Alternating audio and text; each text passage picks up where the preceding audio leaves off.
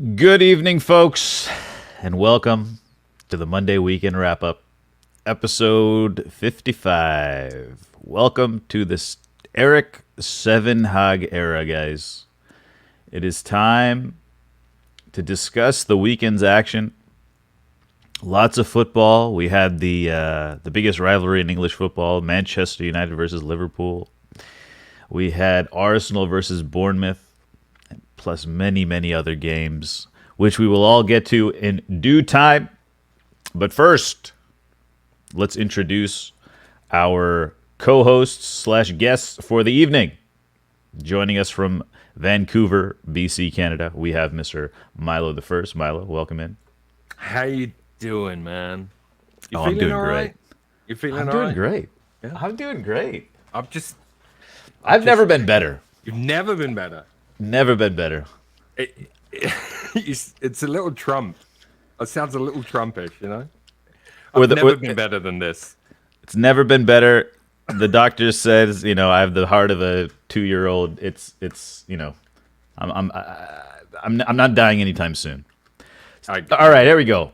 Also joining us, we have Hoff. Hoff, how you doing, Hoff? Better than some people. Is that Columbus Spurs shirt? Yeah, Oh, nice. What is that? Is that like a fan group? just the local supporters group. Oh, nice. Yep. I mean, you guys keep intimating that I'm unhappy about something. No. I mean, I'm doing great. Someone's unhappy, I'm not doing necessarily great. you. I'm We're doing checking great. Someone- in Unhappy. on a friend's well-being. That's Yeah. nothing deeper than that. Oh, I'm great. I'm great, guys. I was feeling cold, so I put this scarf on as well. It's Manchester. It's a Manchester United scarf. All right, and joining us as always from the poor, we have Mr. Cultured Left Foot. Cultured, how you doing? Cultured, are you supposed to be? Okay, you're in. All right, good. I wasn't sure what was going on before. Yeah, I'm here. I'm here. Microphone's on. The headphones are on. I'm here. Good. I wasn't sure. I've noticed Yeah. our names are not showing in StreamYard tonight. Okay, yeah. It's gonna. There you go.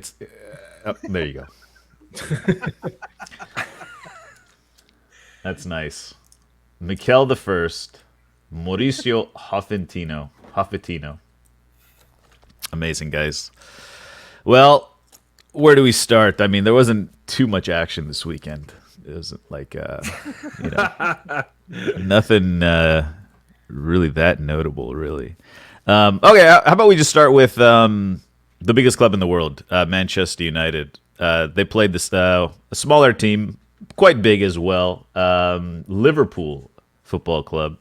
Let's just recap what's been going on. Last week, I believe Wednesday or Thursday, United came back from behind to defeat a West Ham United after going down 1-0 in the FA Cup.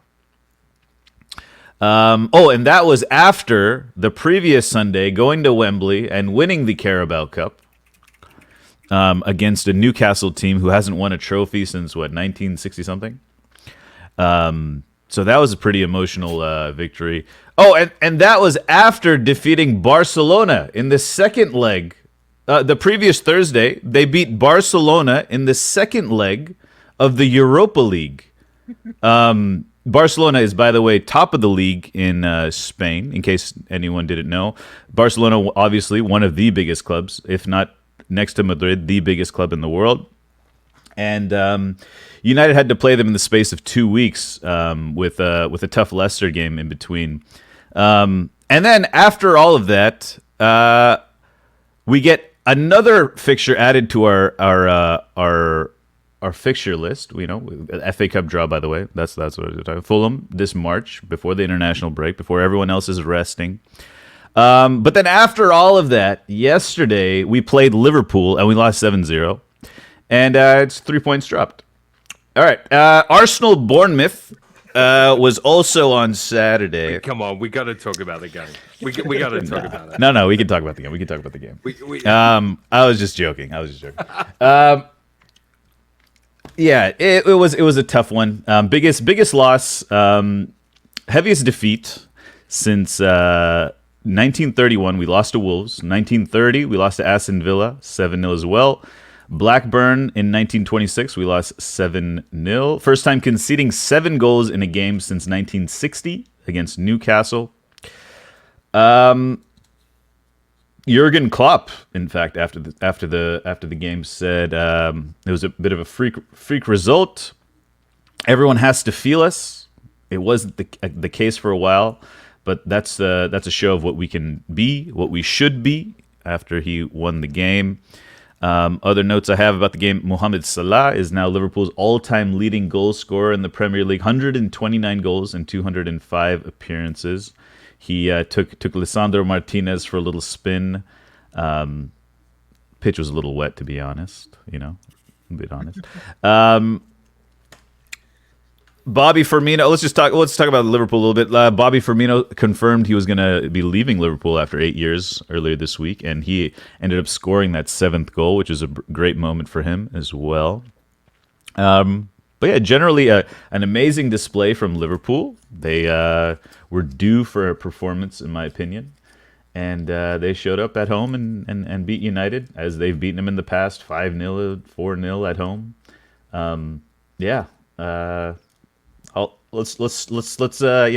Let's get the ball rolling there, and let's see where it goes. Cultured, you're a Manchester United fan. How are you doing? All right, thank you. It is what it is. I think Liverpool played really well. We were pretty crap. I thought the first half was not too bad.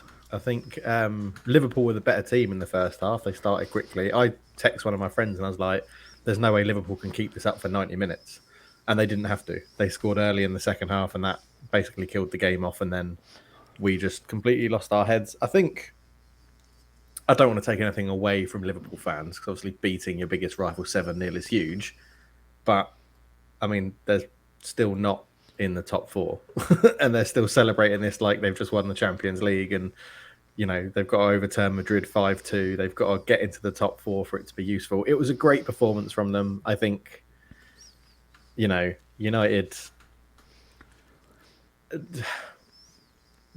It's the first time, I think, since...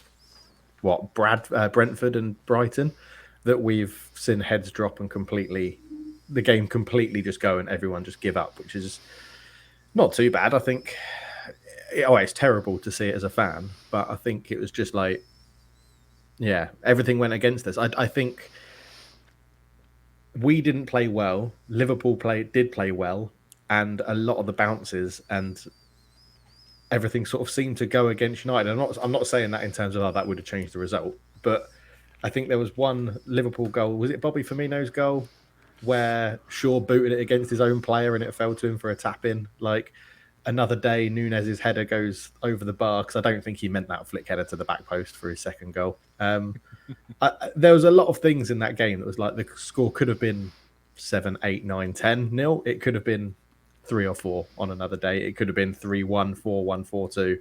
It was just a bit, I'm not that annoyed by it. It's just I'm more annoyed about losing to Liverpool, not about the score. Like, do you know what? No, do you know what I mean? Like, I'm not losing 7-0 is horrible, but I also, Milo and I have discussed this. We're from an older generation, I think, where it happens and then you just move on. Like, it hasn't affected my life. It hasn't made my wife annoyed because I've been grumpy around the house. Nah, it's just, it was done. What I am pissed off about is that I stayed up stupidly until 3 o'clock in the morning and watched the whole game. Yeah. Oh, no. When really I should have gone, rough. It's 4-0, let's just go to bed.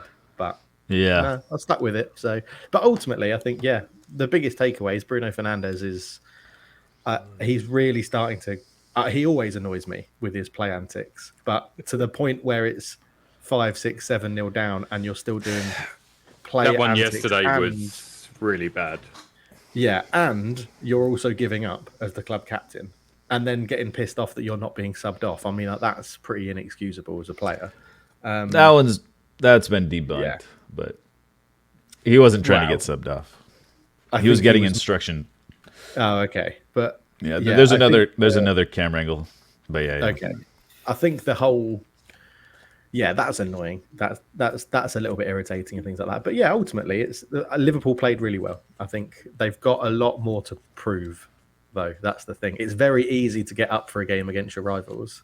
Like have that performance against Madrid, like in the second leg. See how they do, and if they win that 2-0, 2-1, 3-1, even win that game, I think that's very good. Then they've got Arsenal next in the league. I think that's You got a good run of games coming. again. That's a. I think. Well, I think Arsenal will beat them. Because the thing is, if Liverpool play like that against Arsenal, I think Arsenal hit them on the counter attack a lot better than what United had. Potentially. I mean, I've earmarked that fixture as a tricky one for. I think going to Anfield is tough. I think it's always tough. Yeah. I that's definitely earmarked from me as a tricky fixture. Can I just say hello to NL BMF? In particular, I'd like to say hello to you this evening. Is he in chat? Is he Yeah, here? yeah. Oh. And I don't have chat open. there are 7 They're things. gonna distract me. NL We'll never BMF, get through this show. We'll never I get through. just, Okay. nothing makes me happier than thinking about your face when you saw the scoreline. And I don't even know what you look like.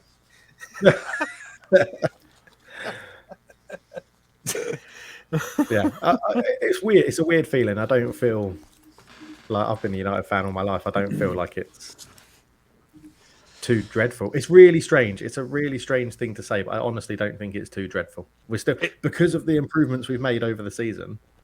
This is a blip, a 7-0 blip. It is a blip. There's some copium being eaten here, which I 100% would be doing the same. So I can totally appreciate where you're coming from.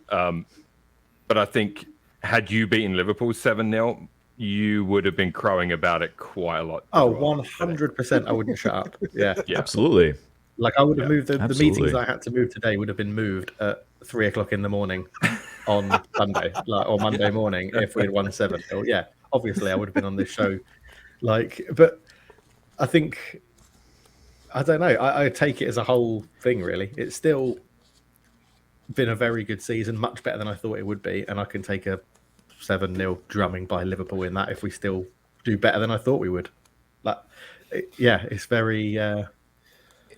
It feels weird.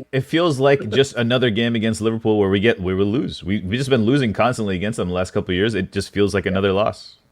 Honestly, it feels like another loss. 7 doesn't look great, and the Twitter sphere will go crazy. They'll come fully erect when they see 7. But like, it is what it is, and it's like it's a loss. That's what bums me out more than anything. I thought maybe we could get a draw. I thought maybe we could get a draw. I picked Liverpool to win on Friday. People asked me what I thought was going to be the score. You called this one weeks ago, Carl. You called this one weeks ago. You said I remember you saying that you felt like this was a game you were a little concerned about. Did I really? Was it a weeks ago? Yeah. Yeah. I did. I probably did mention that our away form against Big Six is horrible. Not horrible, but it's bad. We haven't won. We've drawn against Chelsea, and Chelsea is not the greatest. We lost to Arsenal. We lost to City. We lost to now Liverpool. I think we have Tottenham to play away. I believe. No, we played Tottenham away. No, we still got to play them. End of April. So that'll be the final away match against the Big Six. So that's not the best record there, but I think that's just areas to improve for Ten Hag, and it's obviously. I always look for the silver lining. Always look for the silver lining, and the silver lining here is, I'm glad this result came comfortably in third place. The biggest upset you could possibly imagine. Our worst. 8 would have been the cherry on top. Would have been the perfect, point to learn from. We learned a lot about our players. Bruno can't play on the left wing. Weghorst, number 10 position is.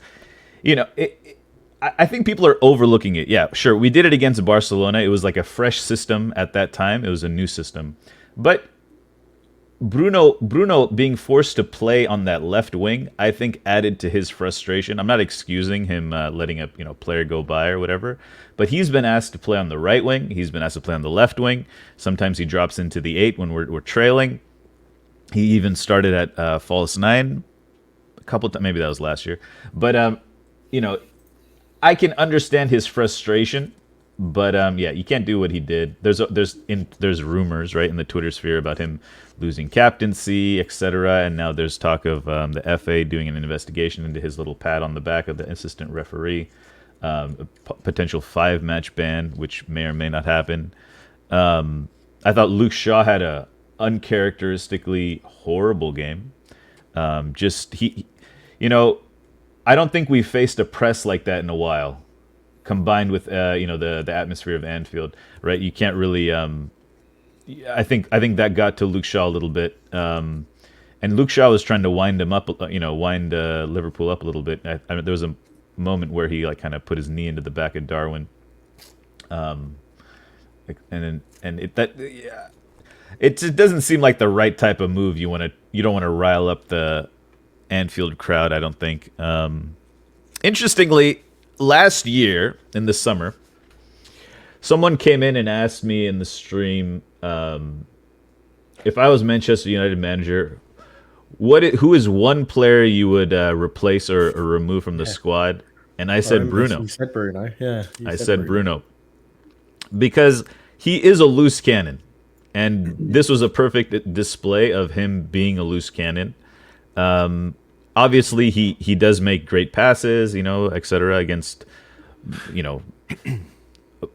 bottom 3/4 of the table teams, and occasionally against big teams as well. I'm not saying that, but he's such a loose cannon. Here, I feel like he was a pirate. His ancestors were pirate. He has that kind of look, I could see him like swinging from a mast, and just shooting somebody, like, I don't know. Oh, maybe not shooting somebody. Maybe shooting somebody. But, he's Portuguese, right? There are a lot of, ports there. There's a lot of sailboats, whatever they called. What are they called? Ships? Pirates? What's the pirate ship? Yeah, pirate ships. Sail ships? Wait, what's the word? I don't know what the word is. Boats. Like a galleon? A Spanish galleon? What kind of ships are there? You know what the most important ship is, guys? Friendship. Friendship. Aw. Yeah. Okay. Anyways, It's a weird. what else is just there one to thing say, I man? want to say very quickly. It's a very different feeling. Like, I felt a lot more gutted and bummed out when Man City beat us 5-0 when we were both going for the league. Like, years ago, when Dzeko scored a hat-trick at Old Trafford, right? That was like a completely different feeling to what this is. I don't know why. I can't really explain it. But that one did affect my mood. This one is like, okay, 7-0, but we're not challenging for the title. And that was never an expectation that I had. Like, Liverpool aren't challenging for the title this year. It was pretty much but I did see a funny tweet when it was like, these freak results happen against those mid-table clubs. So, but yeah, it's just strange. It's just very strange. I think there's a lot in that game that went wrong, and hopefully Ten Hag can fix it. So, yeah, I mean, we have 3 games before the international break. We have Betis, Southampton, then Fulham, and then we got international break. We played Betis twice. We have 4 games. They sandwich the Southampton match. Yeah. Sorry. I don't know, Huff. What are your thoughts on the? I guess kind of looking forward, I'm kind of interested to see how both clubs respond to that, I guess. Does that kickstart Liverpool's top 4 push? Does Man United falter after that? Because we're sitting right in between those 2 clubs, so I'm really interested to see what the reaction is. From both sides. It could be really helpful or it could be really bad either way. Speaking as a Spurs fan, but it was you said it at the beginning, like they're kind of due for something like that, and that what they've done it the second time they've had a big result like that. Was it Brentford? I forget the first one earlier this season. For United or for Liverpool? No, for Liverpool. Yeah, they smashed Bournemouth. someone, didn't they? Bournemouth. Bournemouth. That's right. 9-0 or something. Yeah. Yeah. So I mean, they always have the quality. It's just a matter of them like doing it, and it hasn't been. If that was their consistent performance, they'd be running away with the league. Or probably not running away. They would be giving Arsenal a hell of a fight for it, I guess. But yeah, like their run of fixtures, they have Bournemouth second leg against Madrid, at City, at Chelsea, home to Arsenal. That's a tough run. So outside of Bournemouth, but I'm interested to see how they respond to that, if they keep that level, or if it's like being a Spurs fan, I'm used to, we'll beat Man City and then we'll get hammered by Leicester next week. Like most other clubs don't do that. So I'm hoping that's what happens, but I'm interested to see if it does. Yeah. Yeah, we'll see. It'll be interesting to see what happens. I mean, okay. I couldn't contain my joy when you said that half. I'm sorry. It's just how it is. I just couldn't contain my joy. Okay, let me just. It's not the same as just any other loss. Okay, let's be honest. For me, it's not the same as any other loss because it's just you just get hit with a little bit of doubt, right? Obviously, or just like anytime anyone suffers in any situation in life, you question your confidence or something, etc. But yeah, this was a pretty heavy hit. This is like as big a hit as you could probably take. But I think the fact that we had been on such a good run, like Culture had mentioned, the fact that we were on such a good run leading into this, it almost like it kind of just balances, it just really balances.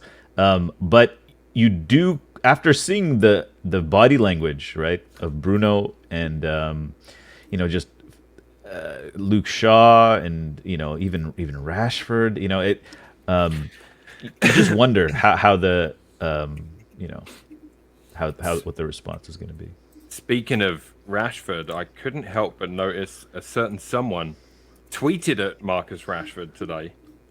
Oh yeah, I did. I couldn't hold back. Sometimes, dude, there are so many times I start typing a tweet, and then I delete it. That time I was like, fuck it. Rashford said, "I wish we could play a game today to try and put things right.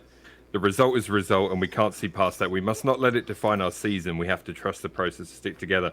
Our very own Cartwheel Champ replied to Marcus Rashford and said, "Go tweet more about Lewis Hamilton. 2 months of form and posting pictures with actual goats like you're on the same level." Yeah. Oh, yeah, you did not stoop to that level. That's exactly how I feel. That is exactly how I feel about Marcus. I've been saying it for a while, and he. Fuck Yeah. yeah. When I saw that, I'm like, I have to read that out on the show tonight. I think I've lost more respect for you there than losing 7-0 against Liverpool. I don't. No. This is a problem.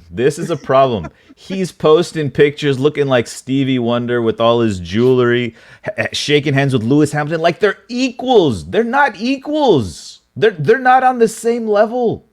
Okay, they're not on the same level. He thinks he is. That's the problem. Marcus Rashford thinks he's on the same level as Lewis Hamilton. I guarantee you.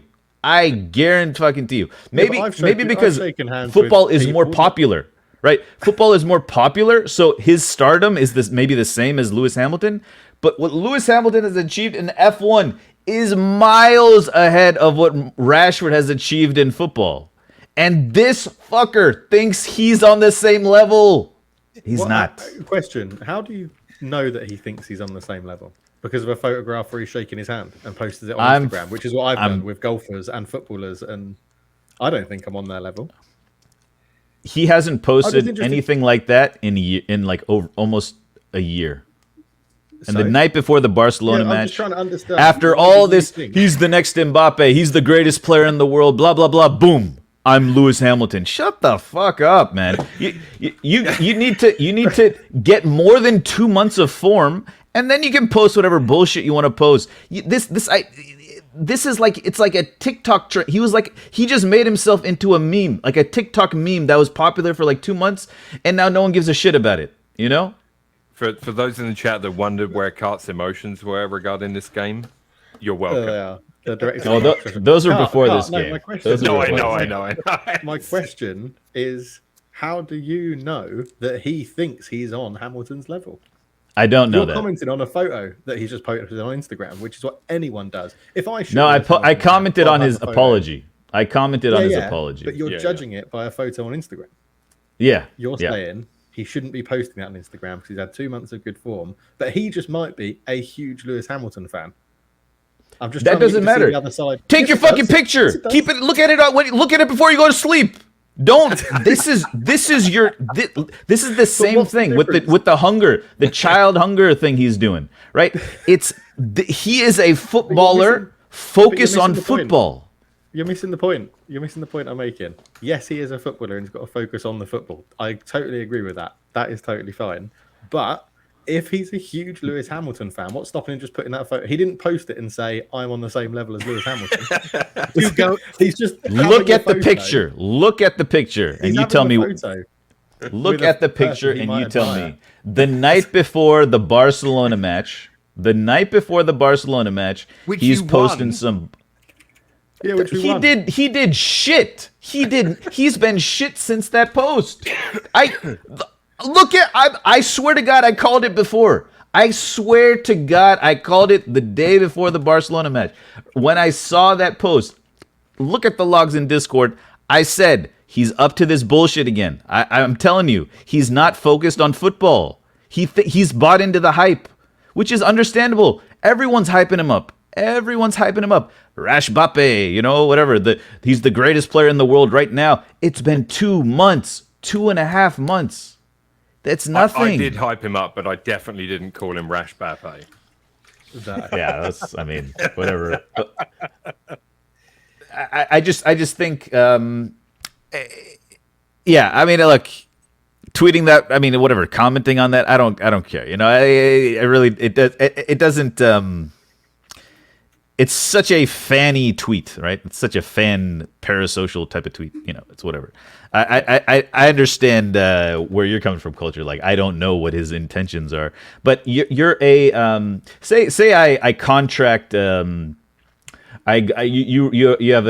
build bridges. You're a contractor for bridges, and I go to you and I say, hey, I'd like to pay you $40 million to build me this bridge. And the next day you post a picture of you shaking Lewis Hamilton's hand. Jolly. Your company's photo is that, It's like all these like parts, nuts, bolts, steel wires. Oh, look at this bridge we built. Blah, blah, blah. Lewis Hamilton. Bridge. It's like, no. Something's off there. This is your life is football. You're a footballer. You have nothing without football. That comes first. Not child hunger, whatever. You can do that behind the scenes. What I'm getting from this is if you don't want to upset Cartwheel, do not have your picture taken with an F1 driver. If you're getting paid $50 million to play football and you just suddenly stop playing football, well, that's a problem for me. That's a problem, yeah. Like if say I don't know. I'm going to try to put my shoes in. This is going to be a bad analogy. If I had a daughter and she was doing well in school, and then all of a sudden one day she starts posting a bunch of selfies on Instagram, right? Those people that just post hundreds of selfies like every hour of the day, and then her grades stop dropping. Am I supposed to be like, oh, yeah? I mean, I'm gonna take it all into consideration, okay? I'm just gonna take it all into consideration. I'm not gonna say put the selfies away or whatever, but I'm just saying, that's a horrible metaphor. I'm sorry, I'm not a parent, but. Like, it's where is his mind? His mind is about celebrity. That's where his mind is. It's about celebrity. I don't want his mind to be about celebrity during the football season. I want it to be about football. That's it. He's obviously not thinking about football by posting that. That's where it's coming from. Describe that makes more sense than saying having a photo of Lewis Hamilton's made him a terrible footballer.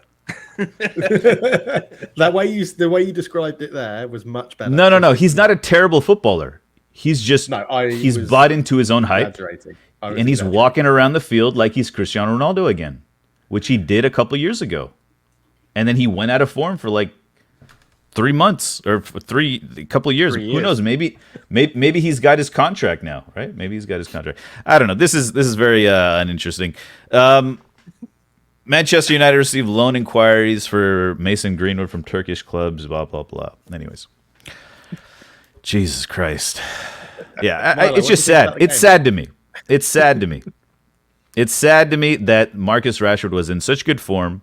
He posted a stupid picture, and he's been out of form for 4 games since that picture was posted. Is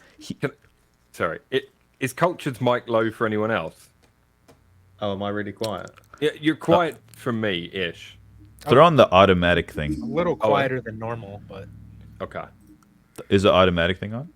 Chat, let us know if we're really off as well. That's by the way, probably feel a good free. thing.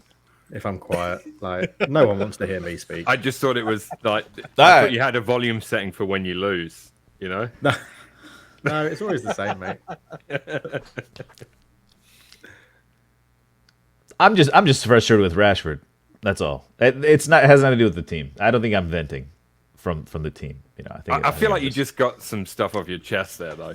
about Rashford. Because you brought up the feel tweet. better? I usually don't tweet, so I feel like I have to defend the tweet. I have to defend the comment. You know, I feel like I have to defend the comment because that's like that's the first time I've ever done that. That's the first time I've ever done that because I hate these apologies, man. I hate De Gea did one, Rashford did one, Garnacho, whatever. Whatever he can. I mean, I would hope his was the best. His was like we're coming back Thursday or something. You know, whatever. I've got to go through my tweets and see if I've ever tweeted like at an Arsenal player because I'm curious. I can't remember doing it, but maybe I have at some point. I don't know. I've got to find out though. I'm gonna have to have a look through. If I find it, if I do find one, I promise I'll read it out on stream. Yeah. I'm trying to think of any other incidents in that game. I thought XG United was played 3-1. right in the first half. Honestly, Yeah. I did. It's a freak second half. Just 6 goals in the second half. It was definitely yeah. Yeah. But I can understand the Liverpool fans enjoying it. Yeah. Yeah, and we all know how they are. Wink, wink. You know. No. I'm kidding.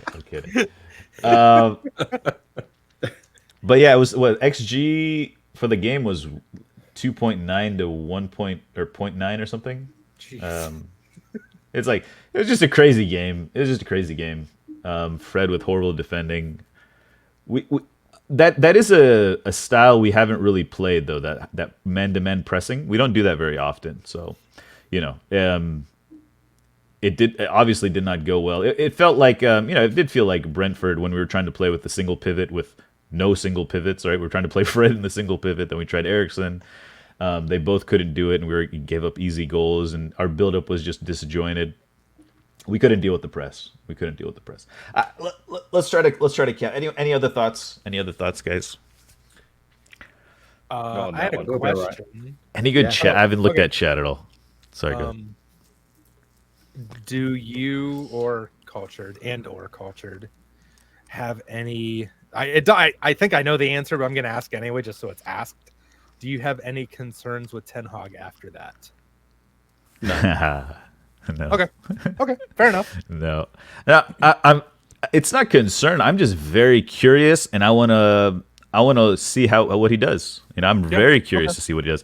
Obviously, there's a possibility that he cannot turn it around, and it's the end of Manchester United or whatever for the rest of the season. That's obviously a possibility, and that's what rival fans are all hoping for. I've heard it. You know, I can tell they are hoping that that's what this is, and that's fine. You know, you have a reason to hope that, and you know, I find that kind of funny, but I'm also confident in the other side, right? So, you might find that funny. But yeah, it's just been a tough run for us. We played.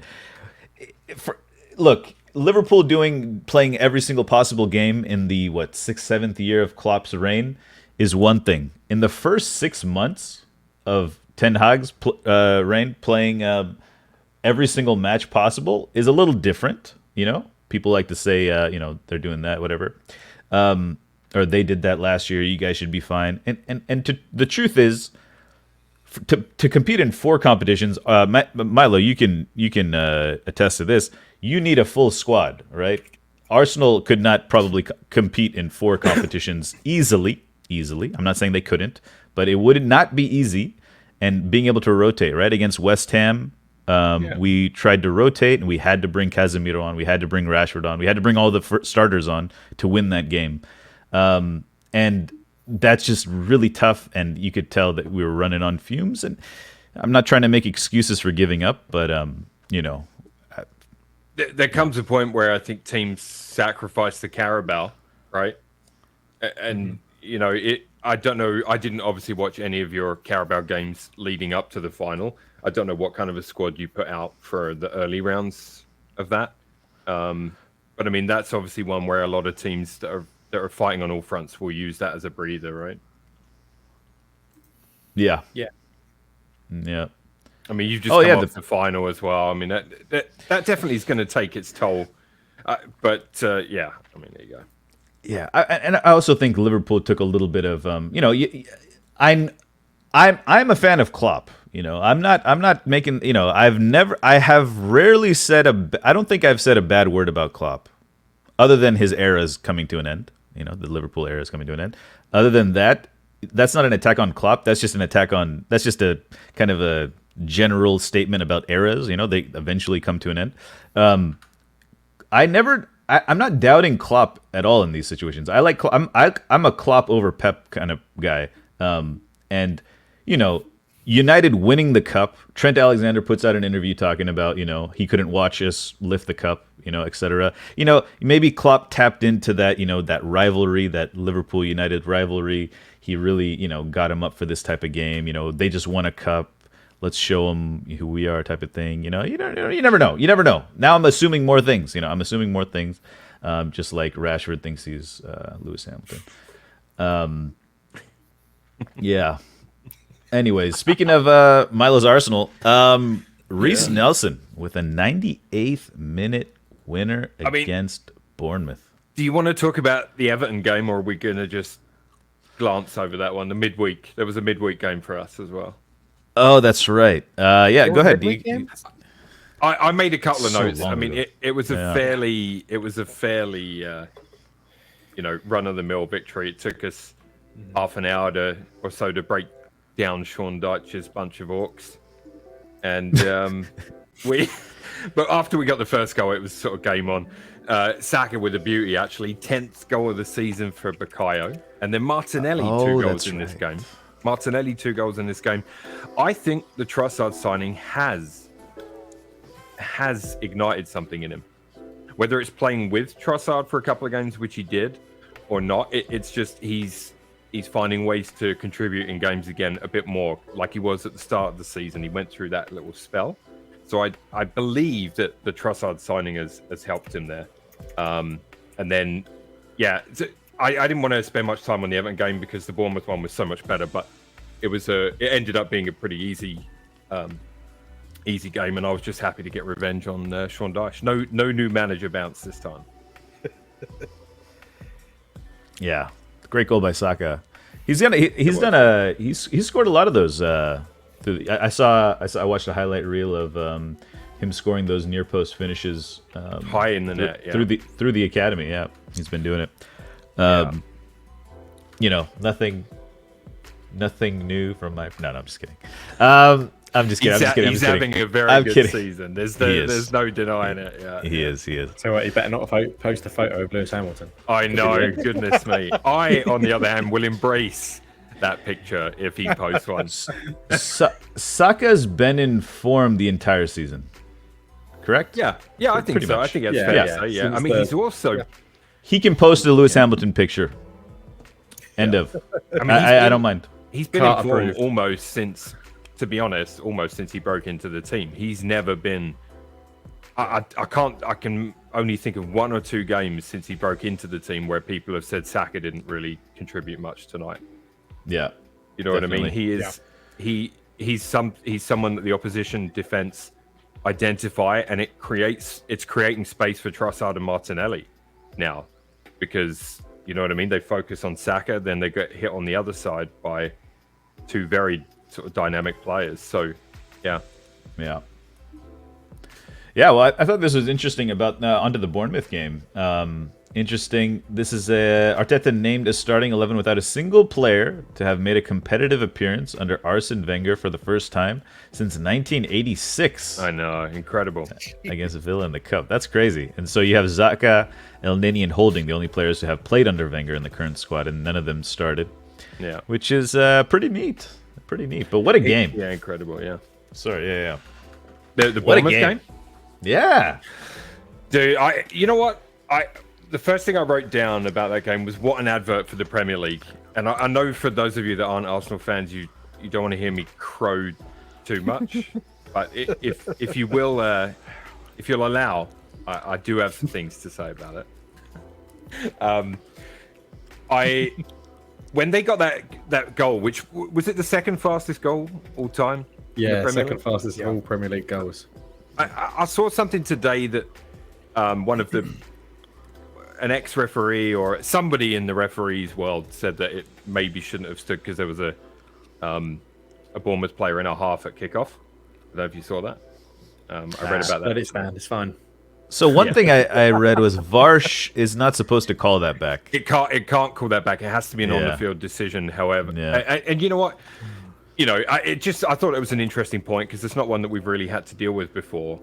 Right. So when I read it, I was like, oh yeah, I guess that's a point. But I wasn't, you know, when that went in, for me, that was one of those freak kickoff goals, right? They do happen. I didn't think it was necessarily going to be how the game went. You know what I mean? Like I think I said at the time, I still felt quite confident.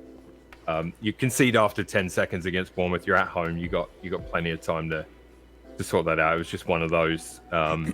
Hopefully, it wakes them up next time. You know, because if I was the team watching that, I'd be like, right, let's try that against them next game. You know, like just to see if they catch it. But it's interesting. It was an interesting kickoff routine. You think they're gonna, play that long ball over to the left side of the field, and then they kind of played it short down the right. It was kind of you don't see that often. It was quite clever. Yeah, I wonder if it was planned or if it's just something that sort of happened naturally. Opened, yeah. Yeah, it was interesting. But see, I wasn't too concerned. As expected, I thought we controlled possession after that. I think overall in the game we had like 85% of possession, and in the first half it was even higher. And I was just thinking, is it going to be one of those games, where like they took the early lead, we had all this possession, we couldn't do anything with it, and I was thinking, is it going to be one of those games? Then Bournemouth had a counter, and Ramsdale made what to me is one of the best saves I've seen him make in his career. Fabulous save. Great save. Yeah. I mean, he did it's the basics for a keeper, right? Come out, make yourself as big as possible, and hope for the best. and it worked. Maybe if it was an elite striker like Darwin Nunez, it would have gone in. I also think if it wasn't two Bournemouth players running for the same ball, it would have gone in. I think the Bournemouth players did put each other off a bit. A fantastic save. I'm not taking anything away from it, but they did get in each other's way. Yeah. No, for sure. And I mean, at that point, I was thinking, okay, well, we were throwing everything at them but the kitchen sink, right? So I'm like, we're going to be a bit vulnerable to the counter. Anyway, I thought we finished the half well. Bournemouth's second goal, another set piece conceding, again against the run of play, and I was thinking, yeah, it's one of those days. You know what I mean? Like that's just in my head. I was like, it's one of them. I'm going to start mentally dealing and processing with this one now because it's just going to be one of those fucking days. And I do think that's something we need to improve on. I think Cartwell, you highlighted. Is that a concern? Set piece conceding. Against Everton, you conceded, right? They kept looping them into the back post. They kept. Yeah, and I think part of it is teams like Bournemouth. I mean, that's going to be something they focus on as a weapon, right? Set piece goals. There are teams in the league that know they are unlikely to score a lot from open play, and they focus on set piece routines, set piece delivery, and I think that's why you see them score goals like that. I'd like our defense to deal with those a bit better, but it was 2-0, and I'm thinking, one of those days. then thankfully on the 60-minute mark, we started the turnaround, and obviously, Partey and Ben White tying the game for us. I thought we were still playing well. I still was thinking at that point I couldn't see a winner coming, but with 20 minutes, do you know what I mean? Like, I don't know if you guys felt that we would go on and win it from there. I wasn't sure. When you guys scored the first goal, I thought you guys would win it. Yep, really. I did. Yep. Yep. I got the logs. I got the logs. You got the logs. I got the logs. I do want to talk about now up at 2-2, right? I want to talk about the fact that there were 4 potential handballs in this game. Oh yeah, yeah, that was. And a kick on Tomiyasu, which, like, there's a potential for 5 pens. Now, I've had a look at some of them. I do think 2 penalties should have been given, and I can understand the two that weren't. Have you guys looked at them as well? Yeah, I mean, I haven't. it's just such a. It's just so. If you do it by the letter of the law, there was a couple that felt like, I don't know what the rule is honestly anymore, because there's ones that just, it's like midway through the jersey, right? Half between the elbow and the shoulder, right? That's the spot. And some of them felt like they were right on that spot. And it's just like a really tough call to make. And that's the thing. Like, if you call it strict, it's an easy call. Yeah. But if you don't want to be harsh and be, a team feel hard done by or whatever, then you just let it go, I guess. After the 4th one, are you not thinking, man, they are one lucky bunch?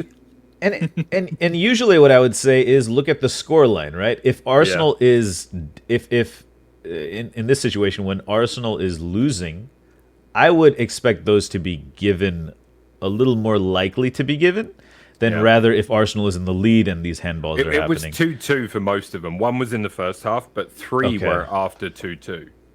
Yeah. Yeah, so it's at 2-2 it's you know what I mean? Like, it's if you don't win that game, it's just that's all that's being spoke about right now, that's the sad. Sure, yeah. That's a gamble. That's a gamble that the refs are taking. Like that. This is like a massive,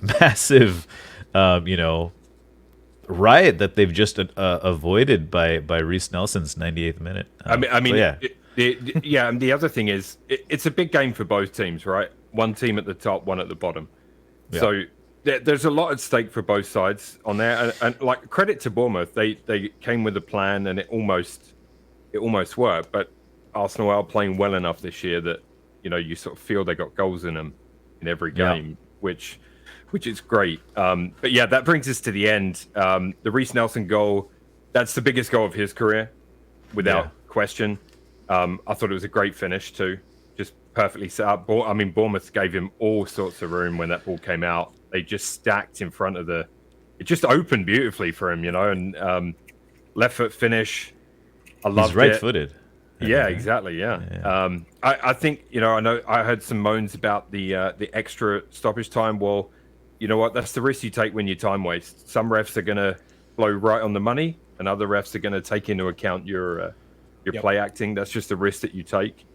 It's the referee's discretion, and I thought he made the right call. There have been other games where I've felt like, 3 minutes of stoppage time is nowhere near enough. So you hope that, again, that's one of those things I hope that kind of evens out over the season. Fabulous goal. The reaction I thought was amazing. I would love to have been there for that one. And that's when I thought to myself today, I was like, okay, that reaction, I don't care which team that was against, that would have been the reaction. You know what I mean? It doesn't matter which team in the league. Everyone knows what's at stake. Everyone knows what we're now trying to achieve. At the start of the year, we weren't talking about would we be in the title race. We were talking about would we be top 4. We missed it last year. We had to get it this year for everyone's sake. Now we find ourselves in a title fight, and it was a massive win because I said to you guys last week, we're going to drop points. Right? We are going to drop points. Make no mistake about that. Like, we're going to drop points, but those points cannot be dropped at home to Bournemouth. They can't. That's the key to winning this title.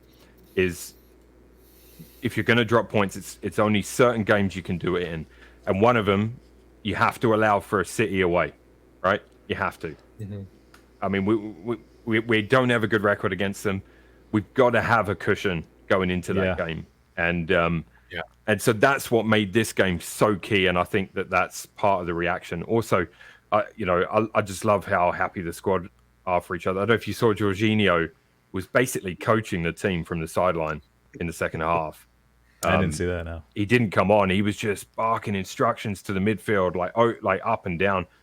Like, he's been a fantastic addition to this team. Yeah, like I love that. Yeah, yeah, I love that signing for you guys. I'm obviously, guys, I'm pretty stoked with the way things are going. I do want to pick out Odegaard. Fabulous game. 11 shots he had, all after the 65th minute. We had 31 shots total. 11 of those were Odegaard in the last 25 minutes. Yeah, he didn't get a goal, but he did try everything he could. So yeah, no, it's a really good game. Really good game. Yeah, I watched a fan cam video of the goal, kind of from behind, kind of straight on behind where the Reece Nelson shot went in, and yeah, it was just bedlam, in the stands, everyone hugging each other. It reminded me of the Henry winner in the first season at the Emirates, late in the game against United. I was at that game, and it reminded me of that reaction. And Arseblog podcast, which is my favorite Arsenal-related podcast, their intro today, they played the commentary for the goal in about 8 different languages from 8 different sort of national feeds. So that's great. It was kind of cool. Yeah. Arseblog has been doing it for a while. Oh, years. Yeah, I think they started in 2008. I think it might have been. Yeah, probably around. Okay, yeah. Definitely, definitely. It was after the Invincible era. Yeah, kind of ended. Yeah, I remember he was a guest on World Soccer Daily. I don't know if you remember that. It's an old show. The only American football show podcast at the time, and Arseblog was always brought up. Gotcha. Yeah, he's old school. What if they did this? And watching that fan cam video. All right, we have the goal line technology. Connect the goal line technology to a horn. So when the goal line technology goes, it's just just a horn, maybe idea. just a couple fireworks, maybe, It sounds awfully American all of a sudden. Depending on what point, I don't think Canadian. I think it'd be great, just Speaking of goal music, we'll talk about that during the Serie A segment this week. But anyway, okay. I don't know. Just watching from the stands, it's just a little it's amazing. Obviously, you hear the fans, everyone goes crazy. But imagine that happens, and we have to wait for goal line technology. Greg says too much Rocket League. I agree. Oh, true. No, but I mean, you don't want. I think goal line tech. Obviously, we got to wait for offsides. We got to wait for potential fouls leading up to goals. We got to wait for whatever ball goes out of bounds or over the touchline before scoring a goal. Goal line technology is black and white. No one's looking at it. It's all computers. It's in or out. Hook that sucker up to a light or something. Just let the people know before. Don't look at the ref. Maybe it has to be the ref in case there's technical issues. But I think it'd be kind of fun. They were talking about this on Arseblog, funnily enough, as well. Not for the goal one, but for the winner. They were talking about how there's that moment in your mind where, what about the VAR check? And they were talking about how it's it hasn't ruined it because it was still magical, but it's that seed of, wait, can we celebrate? You know what I mean? That's one thing I don't like about VAR for sure. But anyway, yeah. Oh man, similar topic. They were talking about delays and notifications and stuff. VAR definitely takes the passion out of the game to some extent. It can. It you can't. it's like you have an accountant. It's not just a free for all. Like you could you, you get you can get caught. I don't know. I was trying to think of someone who got recently caught for tax fraud. Anybody got somebody? Trump's getting done, isn't he? Yeah, I was about to say Donald Trump, maybe. Yeah, was it? I don't know. But yeah, I mean, great result for Arsenal. Yeah. Fun to watch as well. That's what makes it fun. You know, as a I do not as want a as a Yeah. as a grizzled United fan. Yeah. I don't want We've every game experienced- from now to the run-in, this run-in. I don't want every game to be like that, though. I don't think I can take it mentally. As a United fan with all my years of experience, we've seen so many of those, last minute winners, Champions League titles, So I'm glad Arsenal is getting a fair share of those now, finally. Okay, never mind. Never mind. No, it was good. It was good. Interesting though, Fabio Vieira. I thought it was interesting. Fabio Vieira and Odegaard starting. You get a sense. Obviously, I think that's also because Fabio Vieira will be starting on Thursday against Sporting. Yep. I thought it would be I guess Partey's going to play that single pivot. I thought it was a perfect situation for like kind of Jorginho to be that single pivot, because I think Jorginho's maybe against tougher opponent at some point. I think he would be a better single pivot type of thing. I think the plan, and what do I know? But my interpretation of the plan is that it's an opportunity to get Partey some minutes against Bournemouth, thinking that we'd be 2 or 3-0 up and he could bring him off. Mm-hmm. And I think the same thought process with Vieira was play Fabio and rest Xhaka, who's started every game for 2 years or something ridiculous. So I think the plan was be winning comfortably and then make some make some changes, but resting a few people and giving minutes to people like Emil Smith-Rowe coming on, and then the intensity level of the game became so high. Obviously, Arteta took him back off again. Which, yeah, he got. I thought he said he picked up a little. He was feeling something. Yeah, or something. Yeah, he was. But I mean, like in terms of he's just come back from 10 months out, right? So I think the plan was bring him on. I think we were 2-0 down when he came on. So like he came on, he was on the field when we leveled it, and then as we're going for the winner, I guess he went for a bit more, full on 100% energy availability and you don't want to push Smith Rowe too far after that kind of a layoff. It was a very nasty groin right? problem. Yeah. Well, big win, especially after Man City's win against Newcastle. I don't know if you saw beautiful goal from Phil Foden off the right side. Beautiful goal. Just against that's what I'm gonna be honest. That's what Pep needs. That's what he needs. He needs these players who can take on the low block, the individual brilliance, and win Pep trophies. That's what he really needs. He can set it up until the attacking third, but he definitely needs players who have it in them. Right? He can't get it out of them. But personal opinion. But also, I don't know if you saw Haaland and Dan Burn going at it. Did you see that? I didn't see that. In the 72nd minute, Dan Burn fouls somebody, and then Haaland comes out of nowhere, and they just get up in each other's faces. These Goliaths on the field just going at each other. It's pretty entertaining. I don't know if you guys saw any of that Newcastle City game. I just saw the goals. Newcastle played well. Newcastle, they had a couple chances, and they were just literally they were missing the ball. They missed the ball on the shot. Like there was 3 occasions they had clear goal scoring opportunities, and Callum Wilson scuffed it over the ball. I think Saint Maxim kind of like how like your planting leg touches the ball and then you kind of whiff at the ball. He did that as well. Just these little things. But City is conceding chances, and they don't look as together. Maybe they're all right. I don't know. I don't want to be a doomer. Yeah, I don't want to. I'm honestly not even thinking about them until we play them away. Like, you know what I mean? I'm just going to assume they're going to win every game until now and when we play them away. That's how Yeah. I mentally am thinking about City.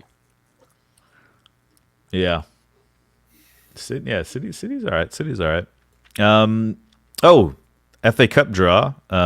Speaking of United and City, FA Cup versus Burnley for City. Pep says on Vincent Kompany, his destiny to be the manager of Manchester City, it's already written in the stars.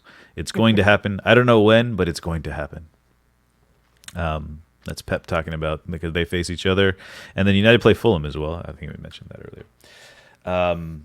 On to Spurs. Let's talk some Tottenham. Kind of, I think, contributed to Liverpool's performance was Tottenham's slump in form. I saw something funny. Tottenham. Who did you guys play midweek? Sheffield It was in the cup. Sheffield United in the cup. That's right. Yeah. You rested your. It was like something like you rested your stars against Sheffield so you could, so they could drop points to Wolves or something. I don't know. Pretty much. Yeah. Sorry. It's just. I'm so sorry, Hoff. It's just like it's just too easy. It's just too. You guys make it too easy.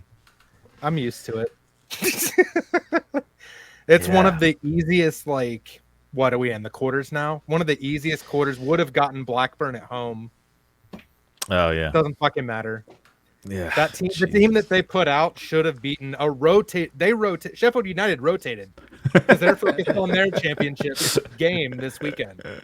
So their rotation was better than our. It's just, it's so dumb. And also, our manager, who's been in Italy for all but one game this month, got nominated for Manager of the Month. There you go. Yeah. So is there any reason why you have Mauricio Pochettino? Is there any rumor of Mauricio coming back? Oh yeah, big. Yeah. Like, Oh yeah, I missed that. I totally oh missed yeah. that. I mean that does not reflect my personal views. I think that would be a mistake to bring him back as the next manager. At some point, I would like to see him come back, but I don't think he should be the next guy who will probably be the manager next season, whoever it is. Yeah, I just, it's easy to plug my name into his name, so that's what I put on there. Gotcha. Nice. But yeah, then on the weekend, then you played Wolves 1-0 defeat to Wolves From it was a scuffed Adama Traore shot, and it went like upper 90. Like, only Adama Traore could have scored that goal in the way he did. They had, I think it was Neves was really good. He's such a good player, man. Yeah. I love watching Neves play, but he was just lining up shots from outside the box.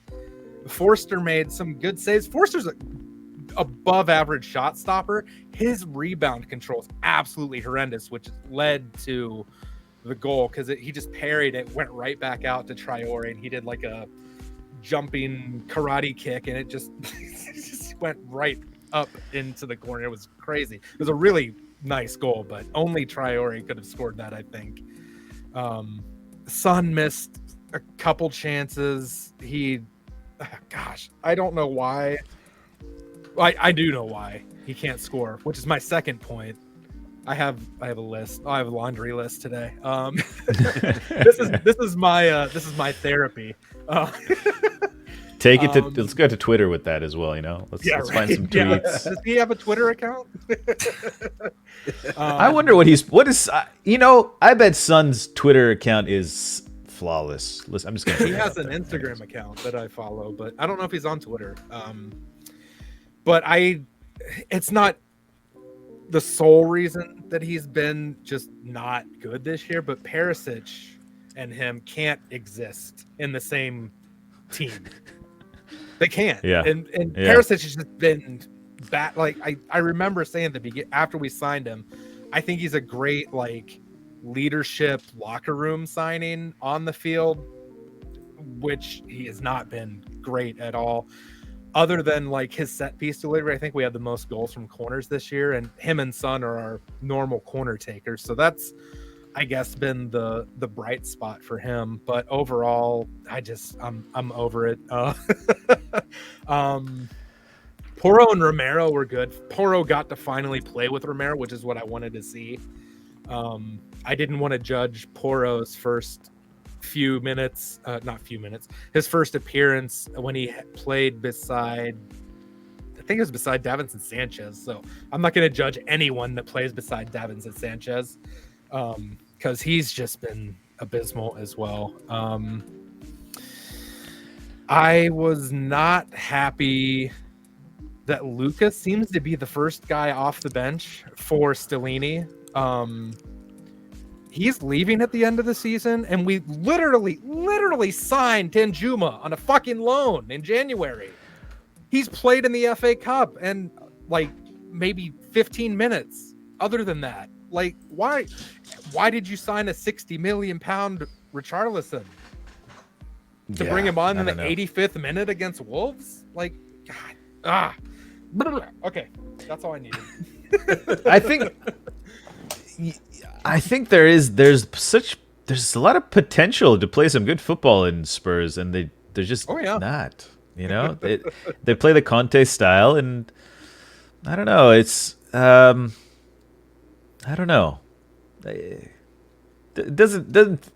I mean, against like obviously, right? You guys play well against City, you know. Yeah. But then it's like, does that play style translate to where you are the dominant team and stuff like that? Yeah, I don't know.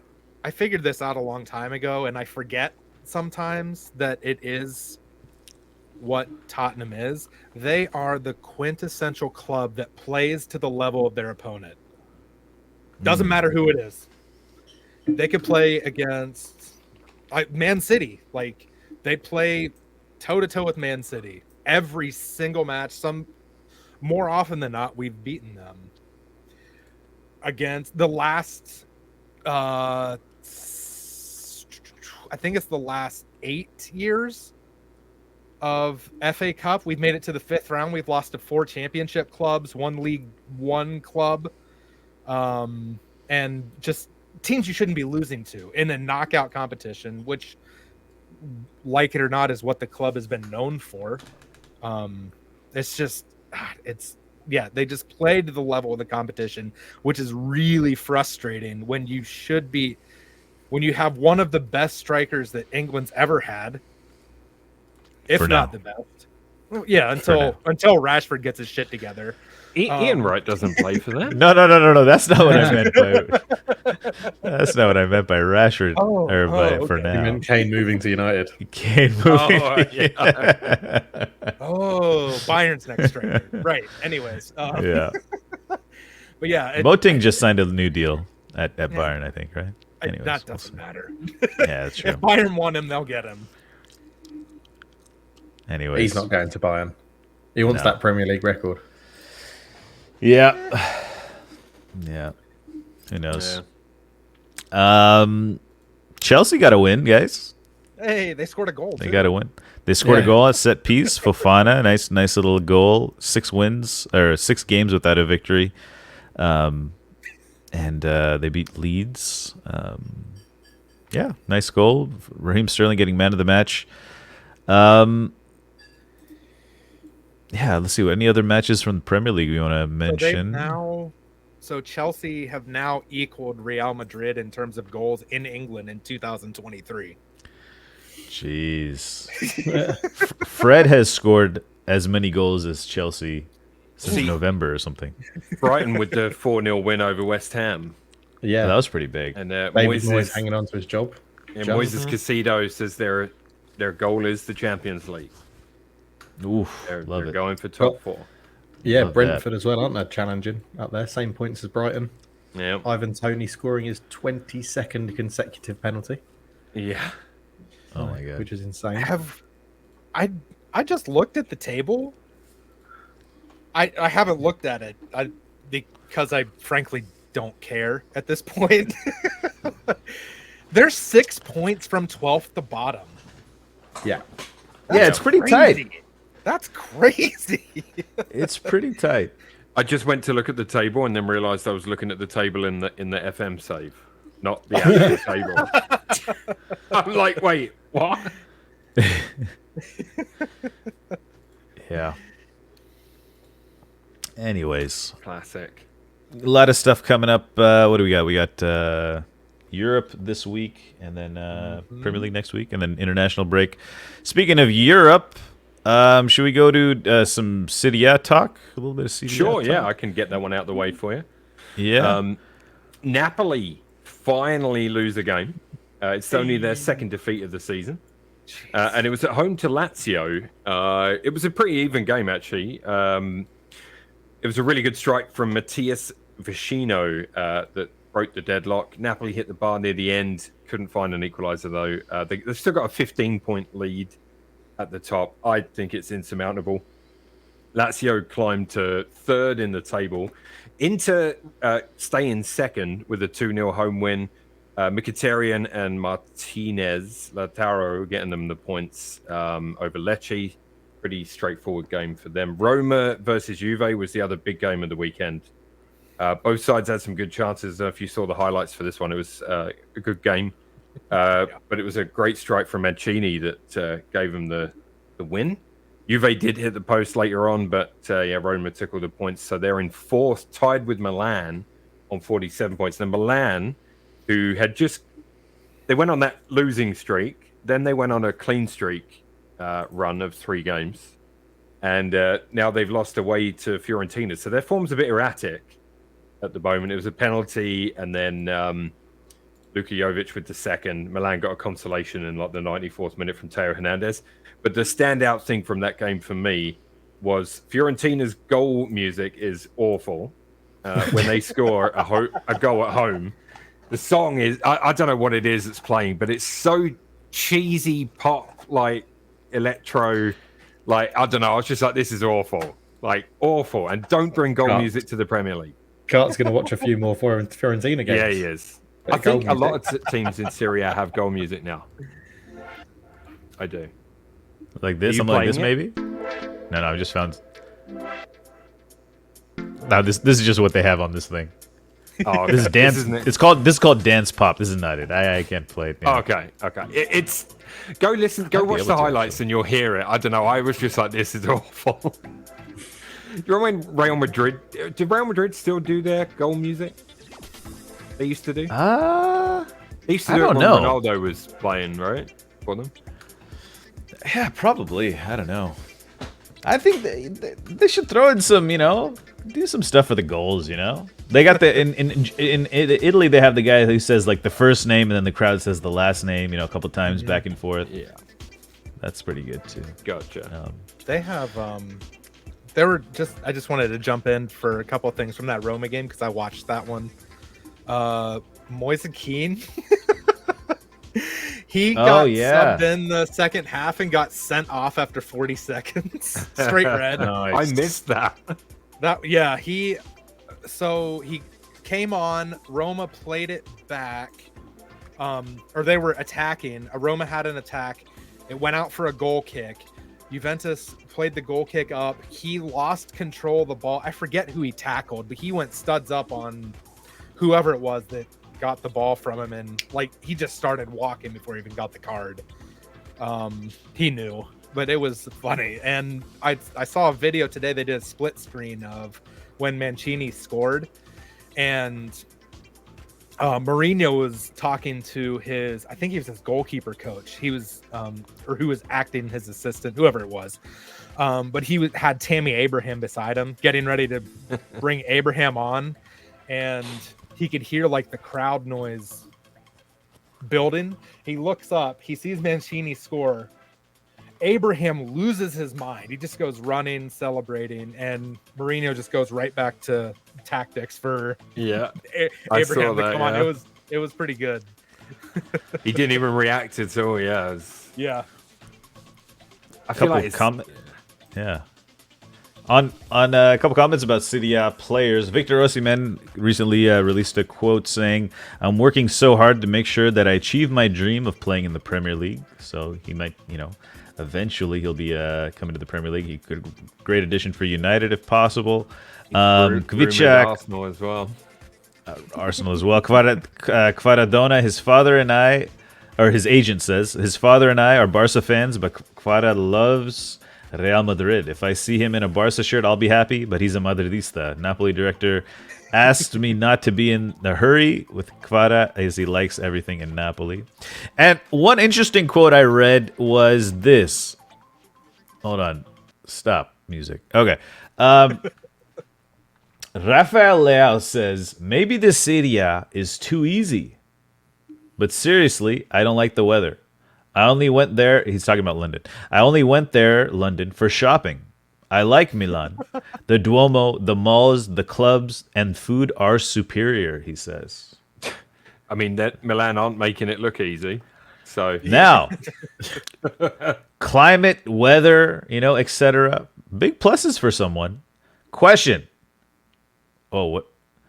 If other leagues, okay, can get their act together as the Premier League has, marketing, TV distribution of money, etc., would England fall behind on these, Yes. non-controllable factors, right? Yes. Exactly. Isn't that interesting? Right? Like that's all it takes is a little bit of, if they get their act together and make a good product and market it well, players want to live in the Mediterranean, right? They want to live down Yeah. there. yeah, And that's why I think it shows even better how the Premier League have advertised it and marketed itself. Yeah. Yeah. I mean, They've done it so much earlier that they can't catch Yeah. up now. I don't think the other leagues can catch up. the players Super League is yeah. going to be a step, maybe. I think the passion is there in England. Yeah. Like from the fan base and all the rest of it. But yeah, I mean, weather-wise, I have no doubt there are players that have turned down moves to England because of the weather. I've no doubt about it. I was just trying to think Yeah. of I swear Casemiro's had a quote since he's moved here saying you watch the it was something like you watch the Premier League, but once you're playing in it, you can't. It's so much harder and better than any other league I've played in, which I assume is Brazil and La Liga. I don't know Casemiro's full background. I think Did he play at Porto? Yeah, Porto Oh, yeah. or Porto, I think. Yeah. But yeah, I thought that was interesting. Yeah, because Speaking of tidbits, I hopefully you're not going to cover this in sign with Barca. whoa, Uh-oh. Whoa, what happened there? Everyone. Whoa, Reorganization. that was bit of a- interesting. I think that was a StreamYard glitch. Yeah, I think it was. That was weird. The Premier League doesn't like our anti-Premier League. Did you hear what I said though? Prior to No, I didn't. I didn't hear it. Ronaldinho's son is signed with Barcelona. Oh, that's right. That's true. That's true. One to watch, maybe. Is he on Football Barca- Manager? Let me sign him. Barca's name? just doing Ronaldinho some Eno? gimmicky. Dino? I don't know what is the little Barca's- Ronaldo called? Morera. It's Yao. Oh, Ronaldinho's son Yao Mendes signed a contract with their under-19 team. Okay. Yeah, that's boring. I want it to be like, Ronaldinho. That would be Yeah. great. Ronaldinho the second. Oh. Yeah, I mean, Okay. I think I don't know. There's something I don't know. There's just it's a little gimmicky over at Barcelona these days. Like there's something, they can't get. Uh-oh, what happened? They're struggling. They're struggling. They got to go for kind of these gimmicky moves. I think sign. Like they would sign like Romeo Beckham type of thing, like they would sign, like Brentford did. They would sign somebody. Anyways, let's just talk about La Liga a little bit. Sergio Busquets at 46 appearances has passed Lionel Messi and Sergio Ramos to become the player with the most appearances in El Clasico. They played last Thursday in the first leg of the Copa del Rey. Busquets, he started 14 years ago in the Champions League final at the age of 21, I believe he was at the time. Pep had him in the squad at 20 years of age. Personally, he's one of my favorite players. I think he's one of the most underrated players. I think he's one of the best single pivots of all time as well. There's talk of him extending his contract at Barcelona for one more year. just recently. That's some talk. But they won 1-0 over Madrid in the first leg. They played kind of like a Diego Simeone park the bus tactic without a lot of their offensive weapons, and they just sat back and soaked up the pressure and got a lucky goal, kind of. But deserved win. They stopped Madrid from creating enough. And the other side of the this is the semifinal, by the way. On the other side, we have Osasuna versus Atletico Bilbao, and Osasuna's up 1-0 in that one as well. So these will be played on April 5th, the week of April 5th. The second legs will be played. Also, this weekend, Barcelona won 1-0 over Valencia after Sergio Busquets assisted Rafinha header assisted by Sergio Busquets. Took it to 1-0. Then Ferran Torres missed a penalty. Apparently, he wanted to take the penalty because Valencia is where he started playing, and he's in front of all of his family and friends, apparently. There was a little bit of tussle with Ansu Fati on who should take the penalty as well, which is kind of interesting. But then shortly after that, Ronald Araujo, who's been fan favorite defender for Barca, got a red card in the 59th minute, and but Barcelona hung on and held on to that 1-0 win. Also, Madrid drew 0-0 following this result by Barca against Betis, who United play on this Thursday. Betis sat back and defended well. Once again, Madrid unable to break it down. Things might be stalling out. There is talk of a second season syndrome for Carlo Ancelotti, where he had issues at Chelsea. He had issues, I believe, all the way back in '98 at Parma or Juventus. I can't remember what it was now. But there's talk about him, unable to produce or whatnot.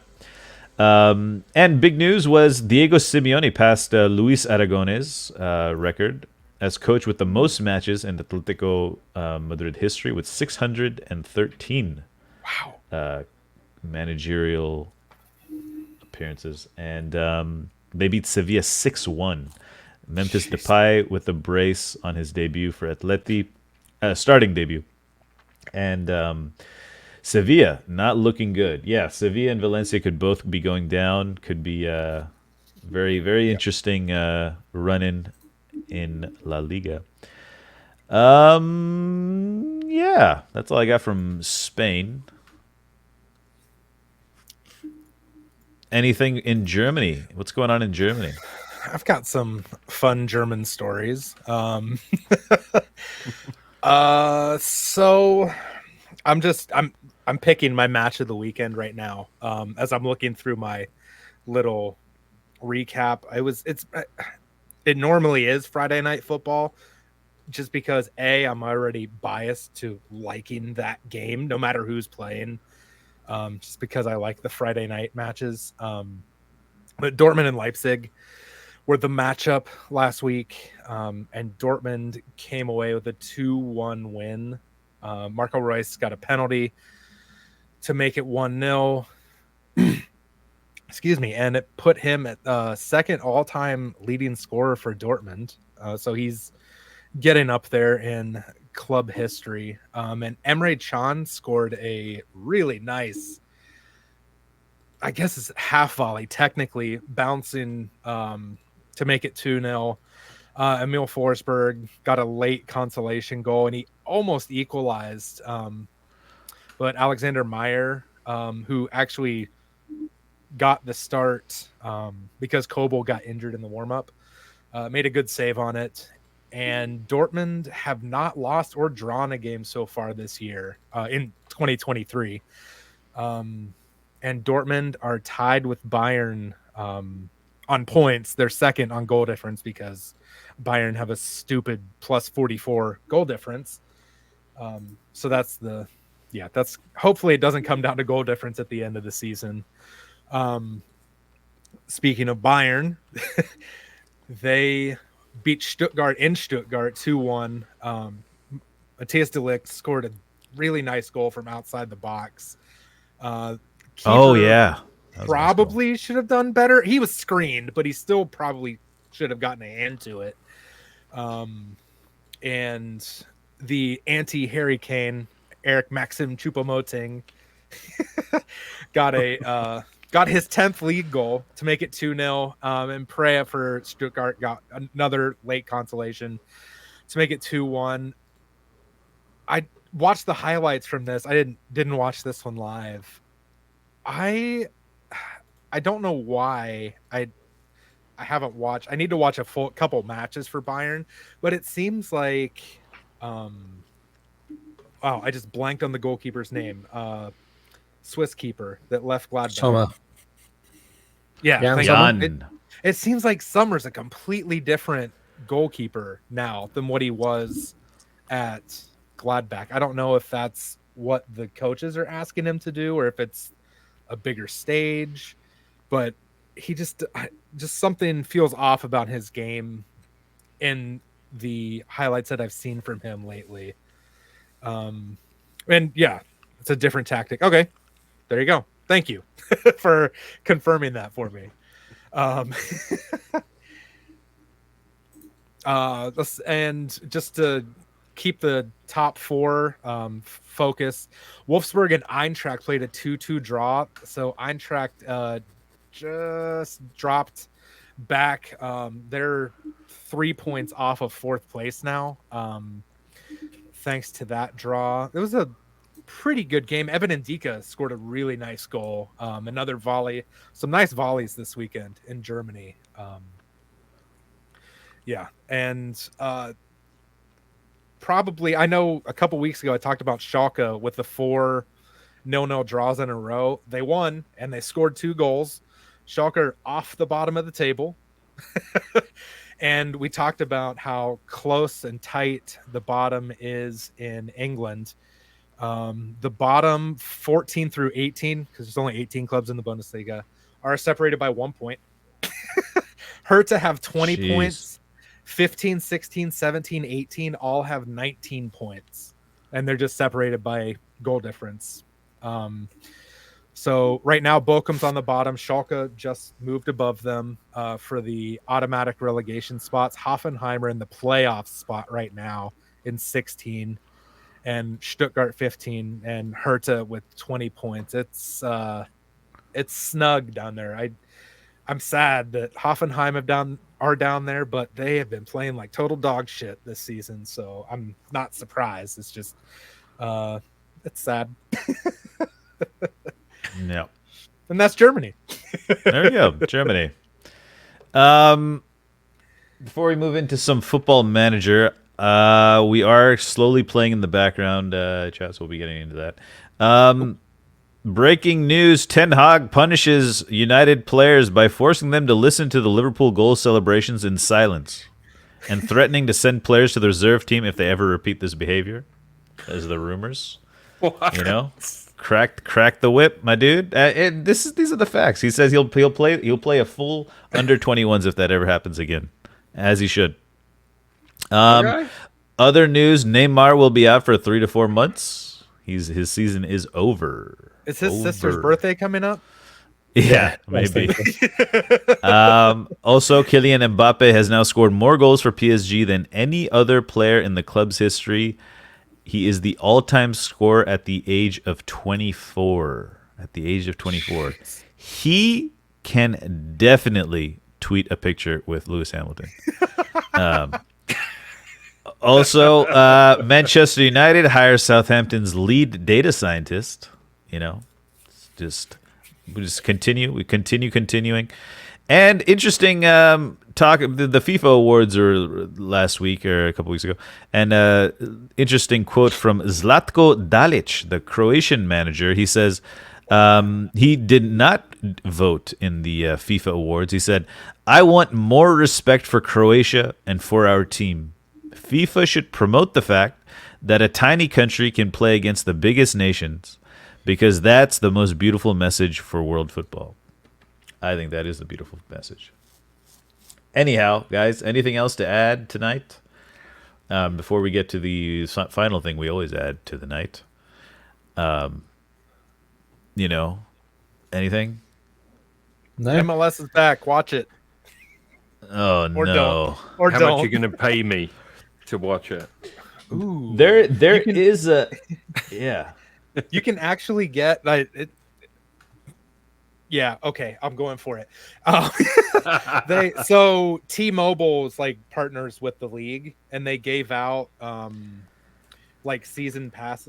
The Apple Plus TV pass is like I think it's $80 or maybe 90 to get all the MLS broadcasts. But people are selling their people that like T-Mobile customers like what the hell's MLS?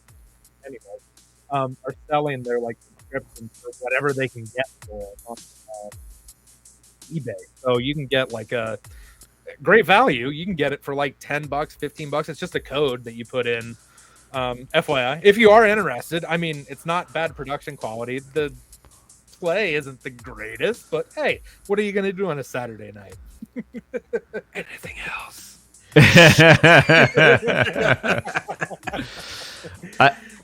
One thing I did notice is that they got this VAR guy reviewing every single decision on YouTube now. I thought that was pretty neat. Oh, that's what you linked in a Discord somewhere, right? Yeah, and Yeah. that is, they're gonna analyze everything. They're doing it the way, and you know what the thing is you hear the comms between all the refs, all the camera operators. You hear everything, the complete transparency, which the U.S. is just for as corrupt of a society we live in. On a football level, I think they are at the cutting edge of football. Salary cap, now all this VAR crap, playoffs is whatever. Franchise, it's just, anyways. There's a lot of things that in 100 years we'll look back on and be like, oh, they had it figured out before everyone. But the world of I'll football be is dead not ready in for it. 100 years, so it's fine. Yeah, well, I mean, I'll never have to legacy, look back and say, legacy. "Yeah, man, I had it right." Less than that, mate. Oh. Sorry. I mean, we'll less look. than that, yeah. They'll remember this time. They'll be like 2023. Oh, this is the Ten Hag era. I remember. Yeah, I remember this. Seven What an amazing hog time. era. What an amazing time. All right, Milo, hit us with the thing. You got it. Why do ducks try and bite my dog whenever we're at the park? Because she's a purebred. Oh God. Yes. Oh, I get it. I get it. Oh yes. boy. I don't know. We need like a finish screen. Let's just. Unbelievable. Culture, you Deadline love it. day. I do love them. I love them every time, mate.